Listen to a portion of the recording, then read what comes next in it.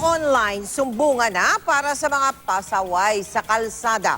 Sa bagong lunsad na I Will Act portal, pwedeng reklamo hindi lang ang mga lumalabag sa batas trapiko, kundi pati na rin ang mga tiwaling traffic constable.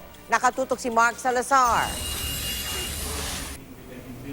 Sayang naman ang 3 million Twitter followers at 300,000 FB followers ng MMDA kung hindi sila tutulong sa pagbabantay sa kalye bilang virtual traffic constables.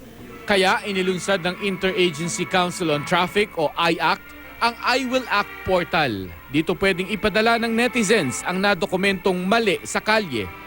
Tulad ng kutungan, illegal parking, pagbaba at pagsakay sa maling lugar at ano-ano pang mali. Picturean mo at videohan, tapos pumunta ka sa mmda.gov.ph at sa I Will Act portal mo ididetalye. Kailangan mo ring ilagay ang iyong kumpletong pangalan at ilan pang detalye.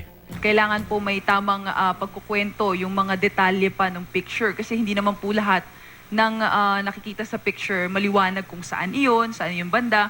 So kailangan din po required ang photos or video. Ang kwento mo ang ebidensyang gagamitin ng IACT laban sa violator. Kunwari kompleto, may plate number, lahat nakuha, kasama na ho yan sa no contact apprehension. So imagine no, yung ine-empower natin ng private citizens to become part of the solution. Napakaganda ho niyan. Nilalatag na rin ng IACT ang Memorandum of Agreement sa Ombudsman para naman diretsyong panagutin ang local government units, lalo na ang mga barangay official na hindi nagpapatupad ng batas trapiko. We have photographs already. Ito, mga kapitan, ito ho yung lahat na nangyayari sa lugar mo.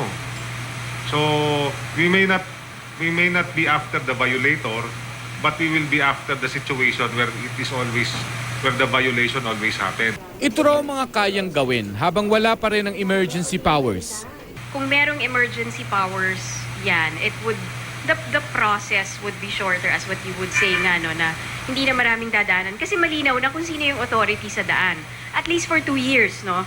3,000 lang ang traffic enforcer ng MMDA at mas lalong konti ang tao ng HPG at LTO para magpatupad ng mga batas.